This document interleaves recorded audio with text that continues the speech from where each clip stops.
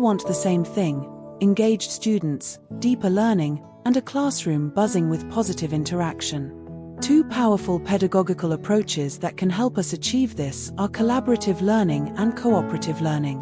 While often used interchangeably, it's crucial to understand their distinct characteristics to implement them effectively and maximize their impact. Both collaborative and cooperative learning represent a significant shift away from passive, lecture-based teaching. Instead of the teacher being the sole source of information, these methods position students as active participants who take on a degree of responsibility for their own learning. The teacher's role evolves into that of a facilitator, guiding and supporting the learning process, fostering critical thinking, and promoting student autonomy rather than simply delivering information. Let's first explore their similarities. Both approaches share several key characteristics.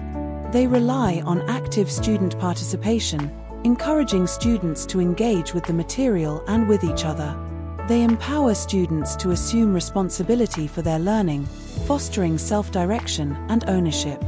Both require students to complete a task or project, providing a tangible outcome for their efforts. They build vital team-building skills, promoting communication, negotiation, and conflict resolution. They promote social interaction, creating a supportive and inclusive learning community.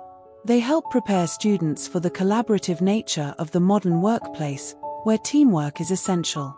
They enhance deeper cognitive skills, such as critical thinking, problem-solving, and analysis. They create shared learning experiences, allowing students to learn from diverse perspectives. They increase levels of information retention, as students actively construct their own understanding. And importantly, they embrace student diversity, recognizing and valuing the unique contributions of each learner. Now, let's dive into the differences. This is where the nuances become important, as these distinctions guide how we structure and implement these strategies. Collaborative learning involves students progressing personally while collectively working towards a common goal. While there's a shared objective, individual learning and development are also key. Students are accountable to one another, but the emphasis is on shared responsibility and self-direction. With appropriate direction, they learn to self-manage this process. A typical collaborative learning process sees students organize their efforts themselves, deciding how to approach the task and divide the work. Students source materials to complete the activity, taking initiative in their research and information gathering. The activity is generally not closely monitored by the teacher, although they are available to provide support and guidance when assistance is requested. Students assess their own individual and group performance, reflecting on their contributions and the overall outcome. Success often depends on leveraging individual strengths, with students contributing their unique skills and talents to the project. Cooperative learning, on the other hand, is characterized by interdependence, much like a theater production. Each member has a vital role, and the success of the whole depends on everyone fulfilling their responsibilities. Roles and responsibilities are clearly defined, though open for negotiation within the teacher-provided framework. This method emphasizes a strong sense of accountability, with each student responsible for a specific contribution. In a cooperative learning structure, activities are structured with each student assigned a specific role by the teacher. This structure provides clear expectations and promotes focused engagement. Teachers supply information or guide students to resources, providing the necessary materials and ensuring access to relevant information. Teachers actively observe, listen, and intervene when necessary, providing feedback, support, and guidance to ensure effective collaboration and learning. Students submit work at the end for evaluation, and the group's success depends on the collective effort and the successful completion of each individual role. Both collaborative and cooperative learning offer significant benefits that contribute to a richer and more effective learning environment.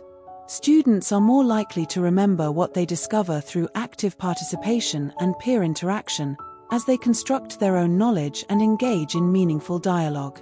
These methods also help students recognize, understand, and respect cultural differences and diverse perspectives, fostering empathy and global citizenship. Performance is improved across various academic areas, as collaboration leverages diverse skills and promotes shared understanding.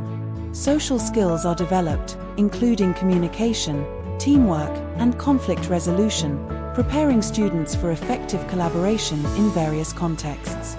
Confidence is emboldened, with students able to recognize and value the importance of their contributions, fostering a sense of self-efficacy and belonging.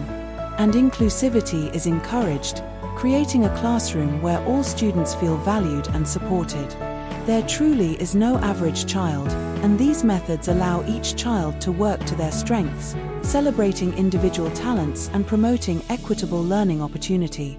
While implementing collaborative and cooperative learning effectively might require a shift in mindset and a willingness to embrace new pedagogical approaches, the effort is worthwhile.